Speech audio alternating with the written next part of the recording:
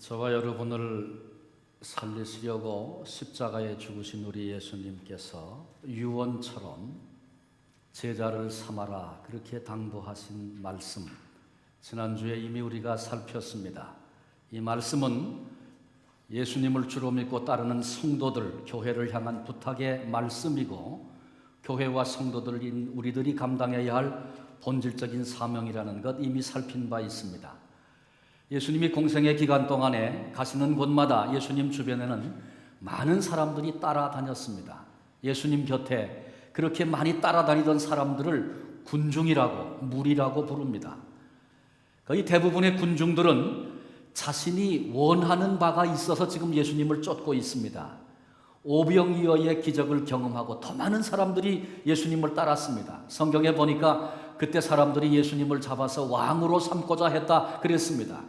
보리떡 5개 물고기 2마리로 5,000명이 먹고도 남았으니까 그런 분이 왕이 되면 먹는 문제, 경제 문제 더 이상 걱정할 것 없고 우리 미래는 밝다고 아마 생각했던 것 같습니다. 예수님께 나와서 많은 병들을 고쳤습니다. 귀신들이 떠나갔습니다.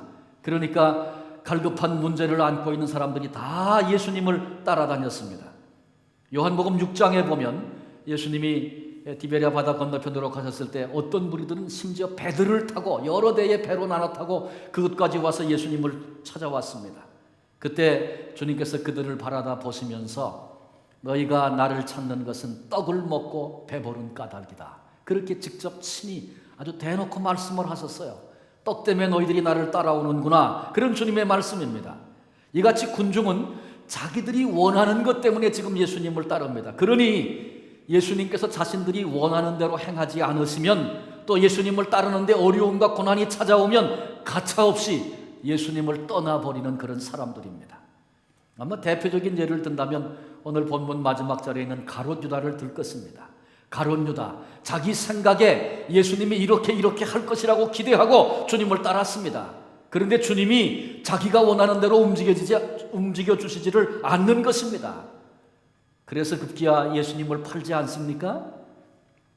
가룟 유다는 예수님의 그 영광스러운 제자됨의 바늘에 설 수 있는 기회를 얻었음에도 불구하고 사실로는 군중의 자리에 머물다가 예수님을 배신했던 그런 부끄러운 인생을 살게 된 것입니다.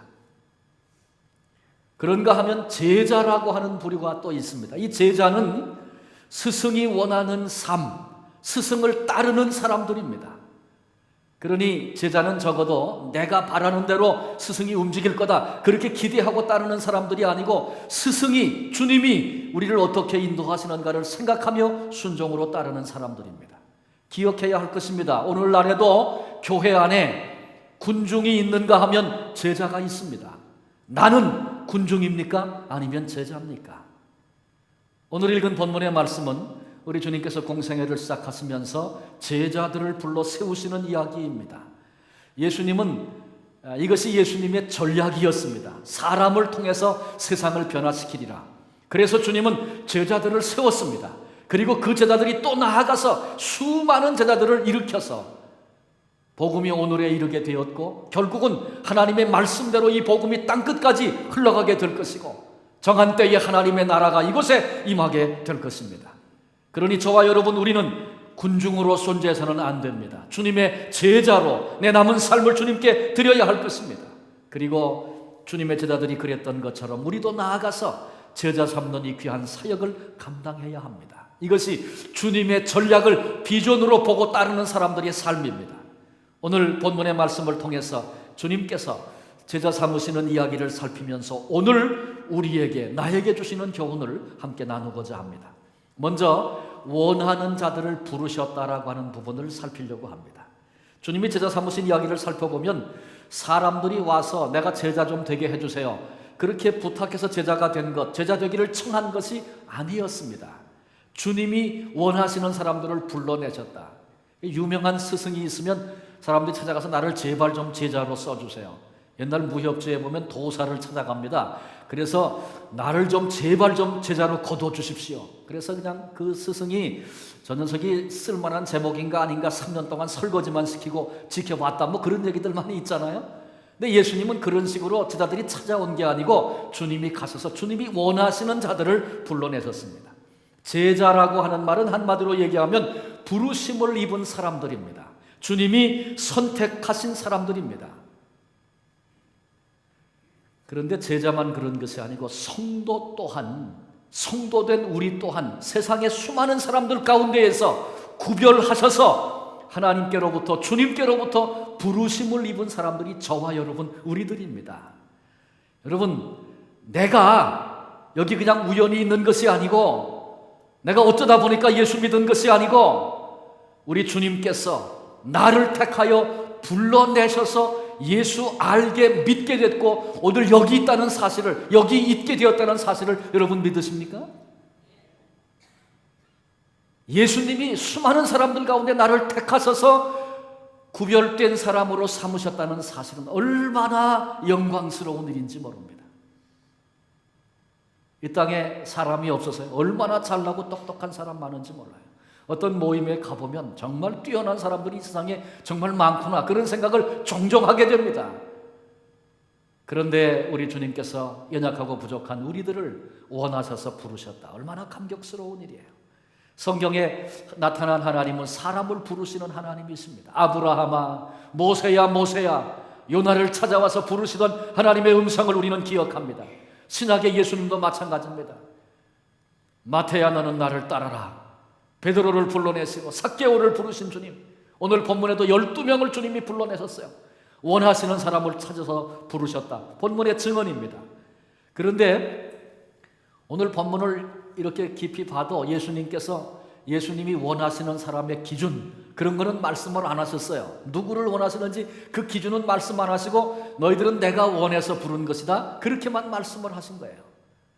근데 제가 가만히 보니까 공통점이 있어요. 거기 부르심을 제자들의 그 면면을 살펴보면 말이죠, 별 볼 일 없는 사람이다, 그게 공통점이에요. 그 당시에 별로 유명하지도 않고 잘나지도 못했고 생활은 아주 저 낮은 바닥에 생활하고 있었고 기껏 돈 좀 가지고 있어야 세리로서 사람들에게 비난받는 그런 사람 정도였어요. 근데 그런 사람들을 주님께서 내가 원해서 불렀다, 그렇게 지금 말씀하고 계신 거예요. 우리도 마찬가지예요. 우연히 내가 여기 있는 것이 아니고 나의 약함을 다 아시고도 주님이 나를 택하시고 부르셨다. 얼마나 감격스러운 일인지 모릅니다. 별 볼 일 없는 그 사람들을 주님께서 제자로 받으시고 훈련시키셔서 마침내 위대한 사역에 그들을 쓰셨습니다. 똑같습니다. 오늘 우리 속에 별로 내세울 것, 자랑할 거 없어도 주님이 우리를 부르셔서 우리를 훈련시키시고 우리를 귀한 일에, 거룩한 일에, 영광스러운 일에 쓰기를 원하시는 것입니다. 이사야 31장 1절에 내가 너를 구속하였고 내가 너를 지명하여 불렀나니 너는 내 것이다. 이 땅에 수많은 크리스찬이 있는데 너도 한번 와봐라. 그래서 그냥 많은 사람들 속에서 우리가 그냥 휩싸여 여기 있는 것이 아니고 주님이 한 사람 한 사람을 보시고 구속하시고 지명해서 불러내시고 너는 내 것이라고 오늘 말씀하시고 계십니다. 이 말씀을 들으면 그런 마음이 들어요. 제가 이렇게 목회하면서 사람들 이렇게 보면 말이죠, 갑자기 어떤 어려움을 당한 사람들 얘기 곧잘 있어요. 그래서 뭐 동업을 했는데 그 사람이 나 그런 사람인 줄 몰랐어요. 그런 사람인 줄 알았으면 절대로 내가 안 했을 겁니다. 속아서 몰라서 했다는 거예요. 그리고 후회하는 사람들을 봅니다. 어디 동업만 그렇겠습니까? 친구, 애인 혹은 심지어는 결혼했는데 그런 사람인 줄 알았다면 나 결혼 안 했다는 것입니다. 몰라서 그랬다는 것이죠. 그런데 여러분, 우리 주님이 저와 여러분 우리를 부르셨는데 주님이 몰라서 실수로 착각해서 그렇게 부르신 것이 아니고 내 속에 수많은 약함과 무지와 죄악됨이 있어도, 변덕스러움이 있어도, 의지가 약하여 늘 무너지고 넘어지는 그런 존재임을 아시고도 우리 주님이 원하셔서 나를 불러내셨다. 얼마나 감사한 일입니까? 요한복음 15장 16절에 너희가 나를 택한 것이 아니요 내가 너희를 택하여 세웠나니. 너희가 날 선택한 게 아니다, 내가 너희를 택하여 세웠다. 주님의 이 선언은 굉장히 중요한 의미를 담고 있습니다. 만약에 내가 예수님을 택하고 내가 신앙길이 좋다고 이거 필요하다고 내가 택해서 간 길이라면 가다가 어렵고 그래서 생각해보니 더 좋은 길이 있어, 그러면 그 길을 또 가면 되는 겁니다. 왜 예수 믿다가 실망해서 딴 길로 갑니까? 내가 선택했기 때문에 그런 것입니다. 그런데 이 땅의 수많은 인생들 가운데 주님이 나를 구속하고 지명하여 불러내셔서 주님의 것 삼으시고 성도 삼으시고 제자 삼으셔서 주님이 오늘 이 길을 가게 하신 것 내가 깨닫고 믿고 고백하고 그렇게 지금 내가 여기 있다면 힘들어도 어려워도 사람들이 다 반대하고 방해해도 돌아서는 것이 아니라 묵묵히 주님이 여기까지 그렇게 말씀하실 때까지. 왜? 그분이 선택해서 출발한 길이니까. 그래서 그 길을 그렇게 가야 하는 것입니다. 저는 주변에서 그런 분도 봤어요. 목회하던 분이 힘들고 어려운 일을 당했다고 때려치웁니다. 내가 뭐 할 일이 없어서 이거 하는 줄 알아? 그리고는 돌아서 버립니다. 여러분 왜 그런지 아십니까? 출발이 잘못됐기 때문에 그런 것입니다. 주님의 부르심 때문에 출발한 길이라면 열매가 하나도 없고 다 무너지고 아무런 기대가 없는 그런 자리에서도 그 길을 가는 거. 왜? 그분이 부르셨기 때문에 그런 것입니다. 성도된 우리도 마찬가지죠. 모든 직분, 모든 사명, 나에게 주신 모든 것들 나를 택하시고 부르신 분이 주님이시기 때문에 우리 주님께서 그만 여기까지 이제 끝이야 그렇게 말씀하실 때까지 우리는 이 길을 가야 하는 것입니다. 우리를 부르신 분이 선택하신 분이 예수님이라는 사실을 이 아침에 다시 한번 확인하는 은혜가 있어지시기를 바랍니다. 주님은 오늘도 부르심을 입은 우리들을 통해서 우리로 하여금 또 다른 제자를 선택하도록 그렇게 기회를 주시고 그 일에 내가 쓰여지기를 바란다고 우리를 향하여 지금 도전하고 계십니다. 우리 생애 속에 주님이 계속해서 나에게 우리가 제자 삼을 사람이 불신자라는 것 지난주에 살피지 않았어요? 불신자가 제자 삼을 대상입니다. 그런데 우리 생애 속에 주님께서 너 저 사람 제자 삼으면 좋겠다. 예수 안 믿는 예수 모르는 불신자를 붙여주시면서 만날 기회를 만들어주시면서 하나님이 계속해서 우리에게 도전하시고 속삭이셨는데 나는 제자 삼는 것이 내게 주신 사명인 줄 몰라서 그 기회를 관심조차 갖지 못하고 다 잃어버리며 오늘까지 그렇게 살아온 것은 아닌가? 한번 좀 점검해 봤으면 좋겠습니다. 이 거룩한 일에 주님이 원하셔서 저와 여러분을 우리를 부르셨습니다. 그럼 왜 부르셨을까? 좀 더 구체적으로 본문 속에서 살펴보려고 합니다. 두 가지 목적이 있다고 주님이 본문에 말씀하십니다. 첫 번째 목적은 함께 있게 하시려고. 함께 있는다는 건 뭐예요? 같이 먹고 같이 자고 같이 생활하고 동행하는 삶을 위해서 부르셨다. 두 가지 목적이 있는데 첫 번째 목적, 우선순위가 그것이라는 것입니다.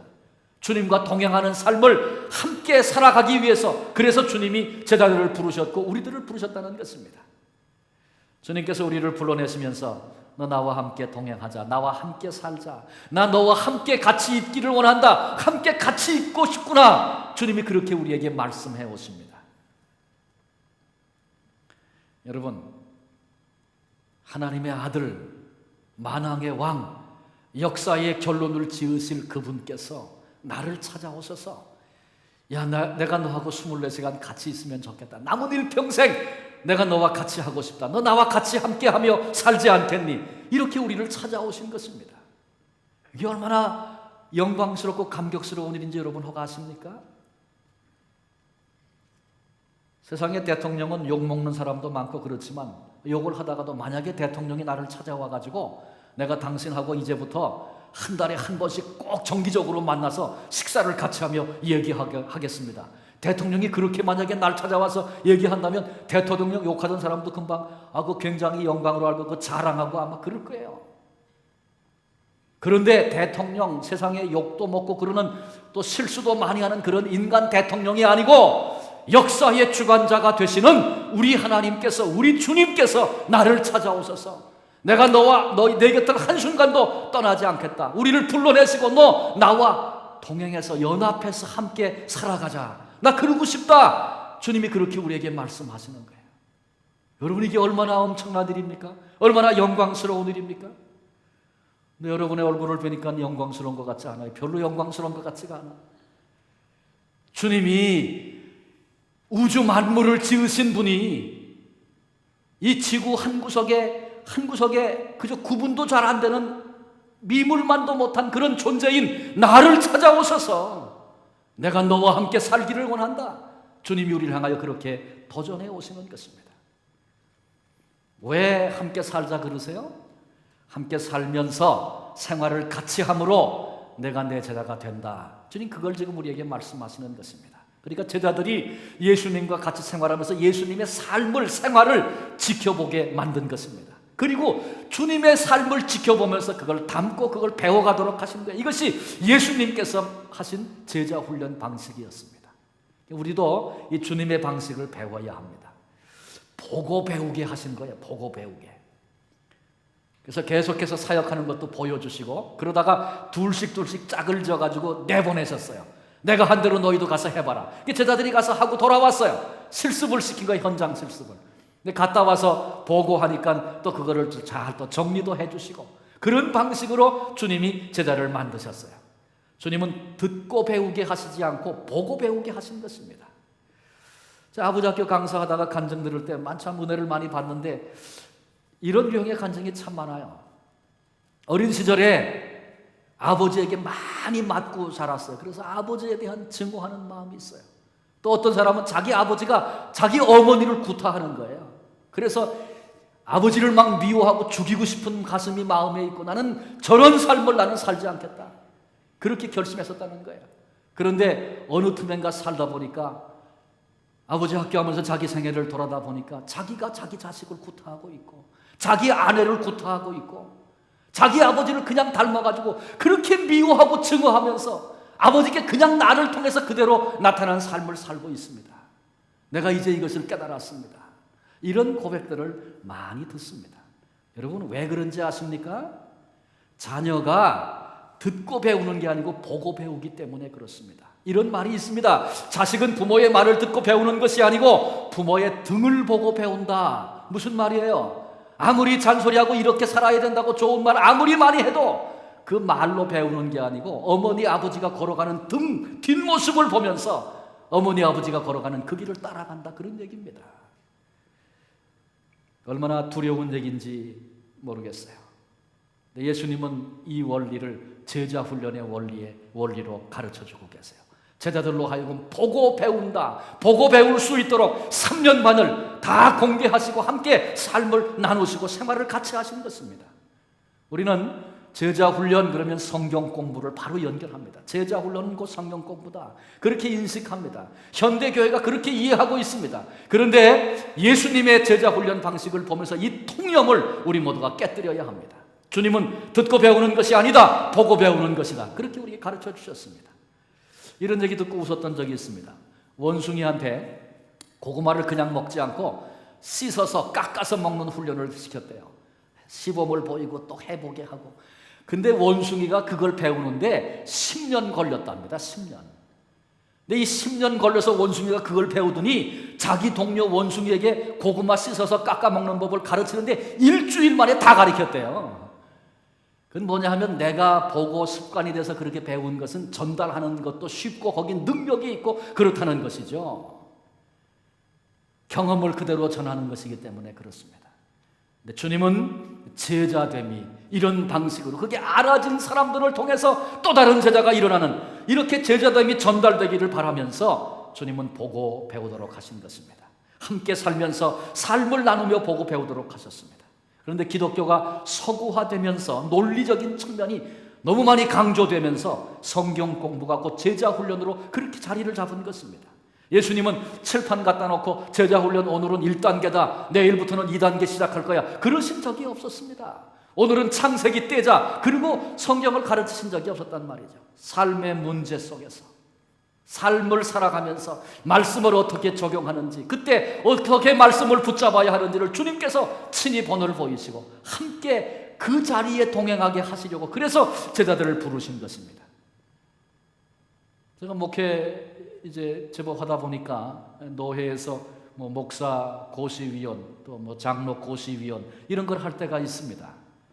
시험도 보고 그러는데 이제 마지막에 시험 다 통과한 사람들이 인터뷰합니다. 그 인터뷰가 또 안 되면은 이제 불합격하기도 하죠. 인터뷰하는데 여러 사람들이 자기가 묻고 싶은 걸 물어요. 저는 의도를 가지고 꼭 묻는 게 하나 있는데 뭘 묻냐 하면 목사가 되어서 혹은 장로가 되어서 사역을 감당하게 될 텐데 목사로서 걸어가는 그 길에 혹은 장로로서 걸어가는 그 길에 가장 중요한 것이 뭐라고 생각하십니까? 그렇게 물어봐요. 물으면 대답하는 방식이 거의 같아요. 이렇게 대답하는 거예요. 자기가 생각하는 목사는 이런 거다. 자기가 생각하는 장로란 이런 거다. 그걸 열심히 설명해요. 그거 잘하는 사람이 되겠다는 거예요. 그래서 제가 그냥 꾹 참고 그냥 기다리고 듣죠. 한 번도 제가 원하는 대답을 하는 분이 없었어요. 그래서 듣고 있다가 마지막에 제가 설명도 할 겸 정말 중요성을 일깨우느라고 그 얘기를 해줘요. 무슨 얘기를 하냐면 목사가 돼서 뭘 하는 것보다, 장로가 돼서 이런 역할 저런 역할 하는 것보다 더 중요한 것은 주님과 동행하는 일입니다. 그렇게 얘기하면 뭐라 그런지 아세요? 거의 대부분이 그거요? 그거야 당연한 거죠. 얼마나 그 화가 나는 얘기인지 아십니까? 그 얘기가 그렇게 당연한 것처럼 쉬운 거면 제가 묻지 않습니다. 의도를 가지고 주님과 동행하며 함께 살려고 몸부림쳐도 이 일 저 일 뛰어다니다가 보면 이런저런 문제 만나면 예수님 까맣게 잊어버리고 동행은커녕 생각도 못한 채 그렇게 살 때가 우리에게 얼마나 많은데요. 그게 얼마나 어려운 일인데요.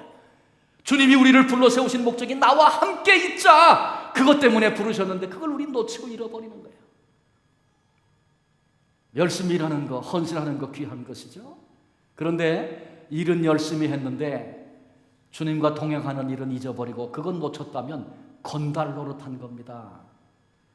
예수님과 동행하는 일에 성공하면 말이죠, 그 일을 내가 붙들고 놓치지 않으면 말이죠, 내가 살아가는 그 삶이 주님의 삶이 되는 것입니다. 주님은 그런 삶의 자리로 우리를 부르신 것입니다.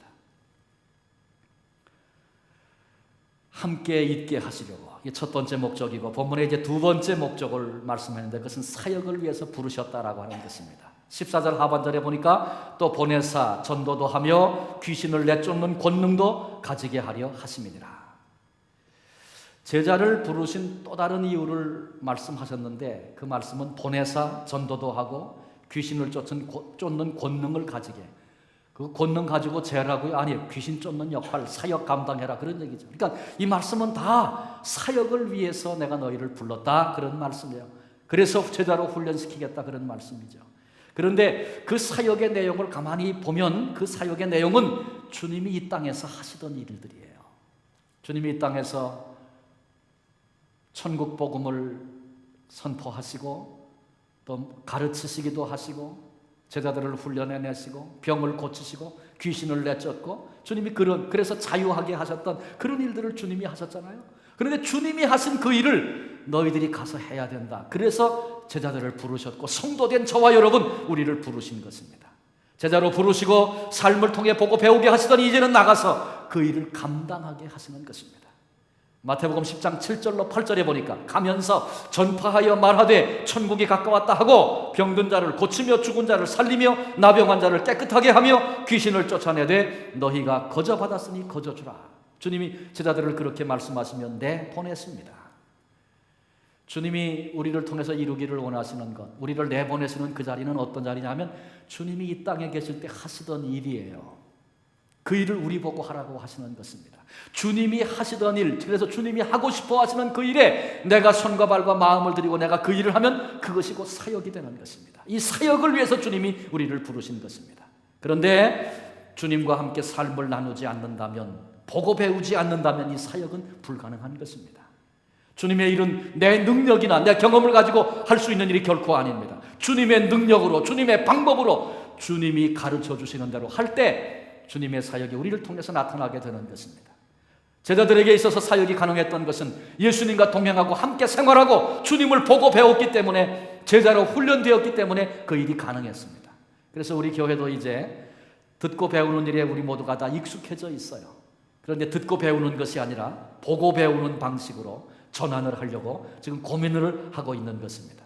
주님의 훈련 방식, 소그룹을 주님이 만드시고 삶을 같이 나누는 그 자리, 그래서 거기서 삶을 보고 그렇게 하는 거구나, 배워서 자기도 그렇게 할 수 있는 그런 삶의 방식으로 우리가 소그룹을, 가정교회를 세우고 그것을 적용하는 일을 고민하며 함께 제자를 일으키는 일에 헌신하고 그 훈련을 이제 함께 하려고 하는 것입니다.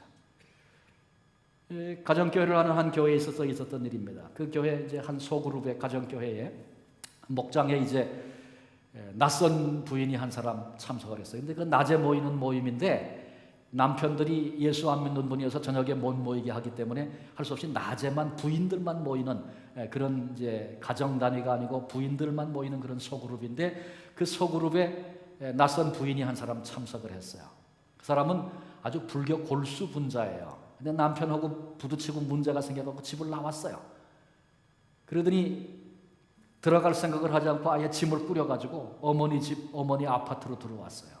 근데 그 어머니가 크리스찬인데 좋은 교인이었는데, 너 이렇게 힘들 때 한번 신앙생활 해봐라 그래가지고 그 소그룹에 안내를 해줬어요. 근데 이분이 이제 그 부인들만 나오는 소그룹에 참석을 하는 거예요.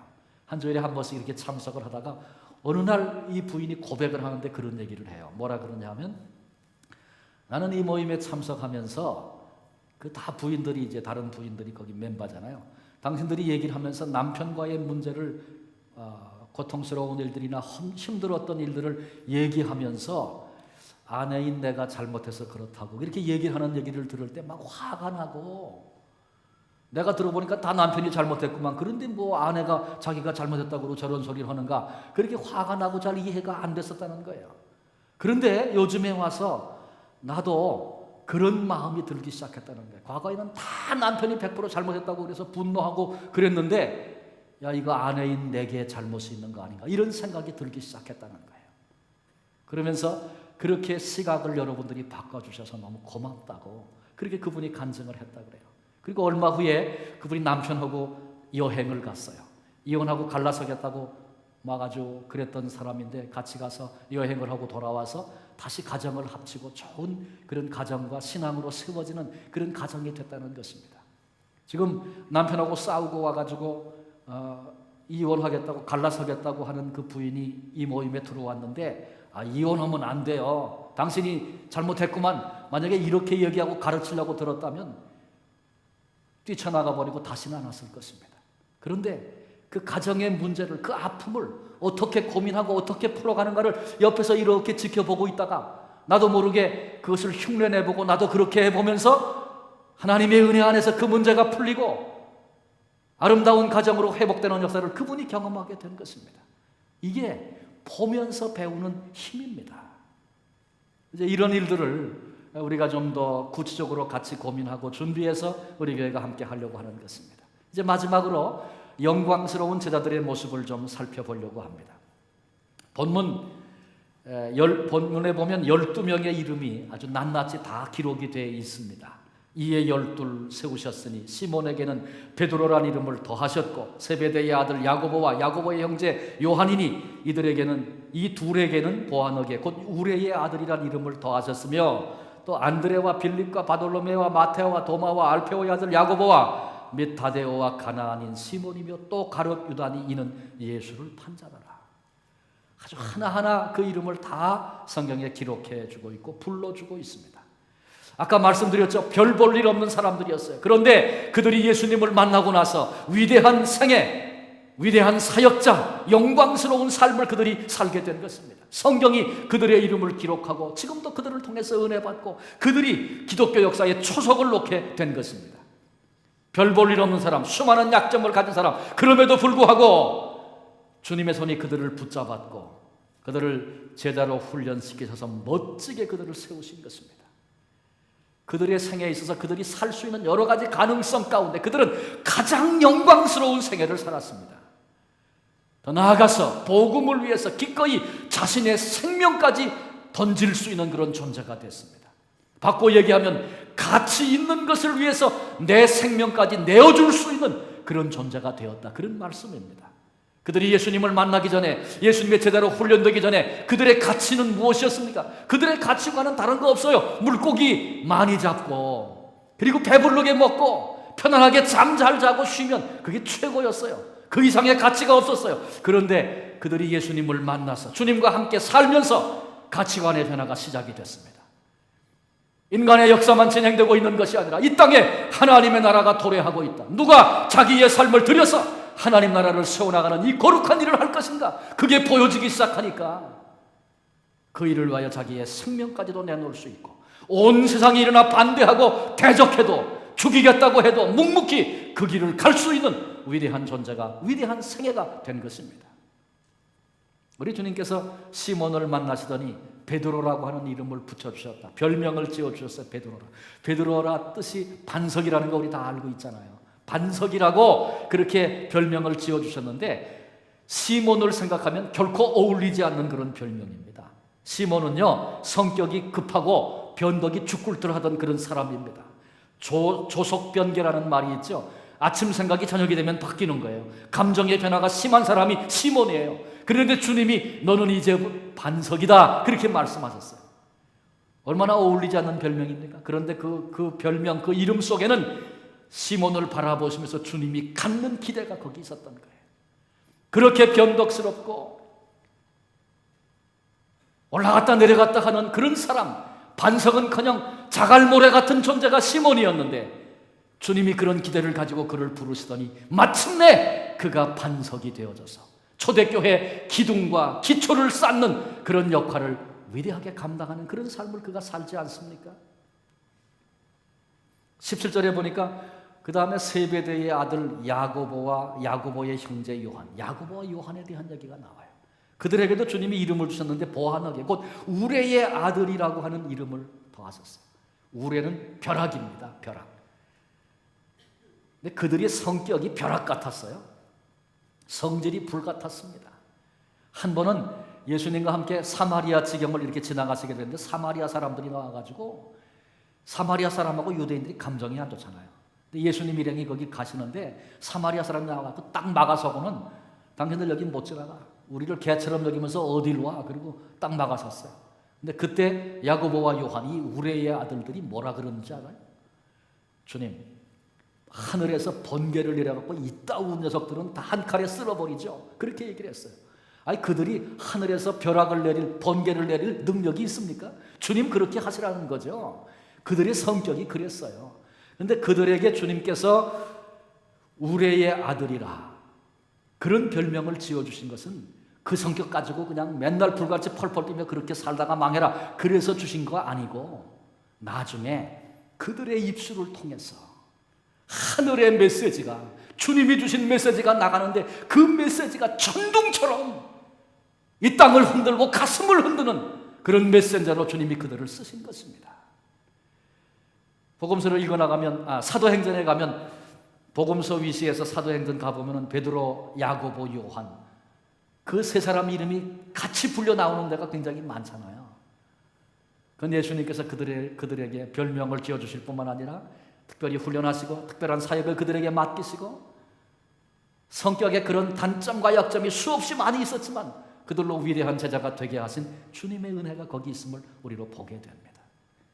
여러분, 우리도 주님이 부르셨다고 그랬죠. 그런데 약점 많은 자들을 들어서 위대한 영광스러운 제자를 삼으신 주님께서 우리를 불러내실 뿐만 아니라 우리 속에 있는 수많은 약점들 주님이 바꾸시고 변화시키셔서 우리도 그렇게 위대하게 쓰시는 것입니다.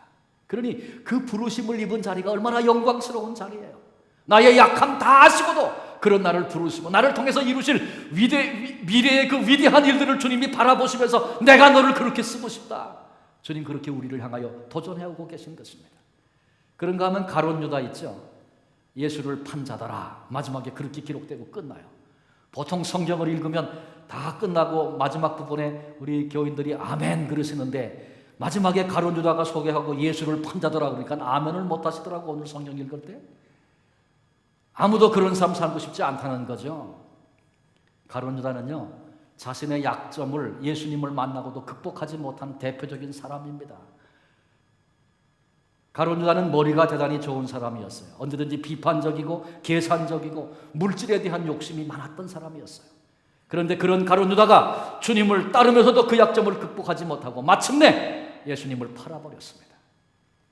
예수님의 생각에 자기 생각을 맞추는 훈련하지 못하고 자기 생각대로 예수님이 움직이지 않는다고 해서 계산하고 팔아버린 것입니다. 이때가 지나기 전에, 때가 늦기 전에 내가 거사를 행하리라. 그리고 예수님 팔아버렸어요. 아무도 약점이 없는 사람은 없습니다. 그러나 아무리 약점이 많아도 우리 주님이 부르시고 그를 쓰실 때, 그를 붙잡으실 때 너무나 귀하게 쓰여집니다. 약점이 주님의 손에서 극복되고 나면 위대한 생애를 살게 됩니다. 약점이 강점이 되는 것입니다. 바울은 그런 얘기를 합니다. 약한 자를 들어서 강한 자를 부끄럽게 하시는 하나님. 약한 자를 들어서 어떻게 강한 자를 부끄럽게 하세요? 약한 게 자랑입니까? 없는 게 자랑입니까? 무지가 자랑입니까? 결코 그 자랑 아닙니다. 그런데 내게 없기 때문에, 내가 약하기 때문에, 내가 무지하기 때문에, 그래서 주님을 의지하지 않고는 한 걸음도 갈 수 없는 그런 사람이라면, 주님 의지하고 주님 의뢰하고 어떤 일을 해도 주님 붙잡아 주시지 않으면 안 됩니다. 고백하며 그렇게 살기 시작하면 능력이신 주님이 내 안에 머물러서 주님의 능력이 나를 통하여 나타남으로 강한 자를 패하시고 멸하시는, 부끄럽게 하시는 그런 통로로 그를 쓰신다, 그런 말씀입니다. 우리에게 약점이 있는 게 문제가 아니에요. 우리의 부족함이 있는 게 문제가 아니에요. 내가 얼마큼 주님을 의뢰하고 그 손에 붙들려 오늘을 살고 있는가, 그것이 문제입니다. 저와 여러분, 우리는 약점이 많은 사람들입니다. 그럼에도 이미 부르심을 입은 사람들이라고 말씀을 드렸습니다. 이제 우리는 날마다 주님과 동행하면서 주님을 닮고 배우고 우리의 약점을 극복해내기 시작할 때 우리의 생애가 주님 손 안에서 위대하고 아름다운 그런 생애로 변화되어져 갈 것입니다. 주님이 우리에게 주신 기회입니다. 이 기회를 잃어버리는 어리석은 자로 오늘을 살아서는 결코 안 될 것입니다. 제자된 이들의 이름을 본문이 하나하나 다 기록했어요. 여러분, 부르심을 입은 우리가 군중이 아니라 제자로 주님을 닮고 주님을 따라가기 시작할 때 우리 주님께서 내 이름을 기억하시며 내 이름을 불러주시는 그런 영광스러운 존재로 우리 남은 생애를 그렇게 살게 하실 것입니다. 제자 삼으라, 부활하신 주님이 승천하시면서 지상 명령 맡기신 사명입니다. 우리 교회가 금년을 출발하면서 이 주님의 명령과 도전 앞에 순종하려고 합니다. 우리는 지난 시간에 제자의 제사 잡는 대상이 신자들이 아니고 불신자라고 하는 사실을 우리가 배웠습니다. 말씀을 들었습니다. 오늘 들어서 배우는 것이 아니고, 들어서 제자로 훈련되는 것이 아니고, 보고 배우게 하시는 주님의 방식을 함께 나눴습니다. 주님이 함께 있자고 우리를 부르셨다고 말씀드렸습니다. 주님과 함께 하는 일, 지금도 우리가 해야 내가 진정한 주님의 제자가 되고, 그래야 제자 삼는 이 사역을 감당할 수 있는 것입니다. 주님과 동행하는 삶. 이성봉 목사님 기억하시죠? 한국의 D.L. 무디라고, 한국의 무디라고 불려지는 그런 목사님이신데, 이 목사님이 늘 어디를 가시면 한쪽 손을 이렇게 잡고 다니셨대요. 근데 집회마다 그분을 따라다니던 분이 이상하게 목사님은 늘 이러고 다니신단 말이에요. 손에 뭐가 있나? 아무것도 없는데. 그래서 하도 궁금해가지고 하루는 일부러 물어봤다 그래요. 목사님, 왜 그 손을 그렇게 잡고 계세요? 매일. 그리고 물어보니까 이성봉 목사님이 이 손은 우리 주님 손 잡은 손이지, 그렇게 얘기했다는 거예요. 이분은 의식적으로 예수님 손을 잡고 다니는 거예요.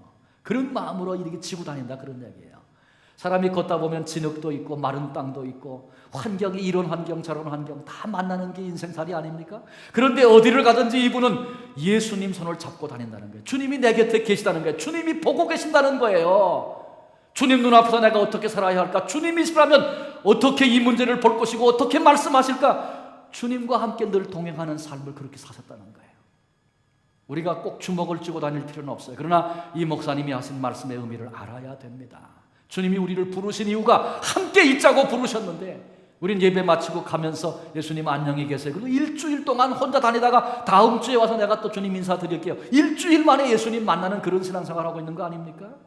사업장에 주님이 같이 가면 불편해. 친구하고 노는데 주님이 같이 가면 내가 노는 게 힘들어. 편치 않아. 그래서 주님 안 모시고 다녀요. 그것 때문에 주님이 우리를 부르셨는데, 우리가 주님과 동행하는 일에 우리도 우리의 마음을 드리고 주님이시라면 어떻게 했을까? 주님이 지금 보고 계시는구나.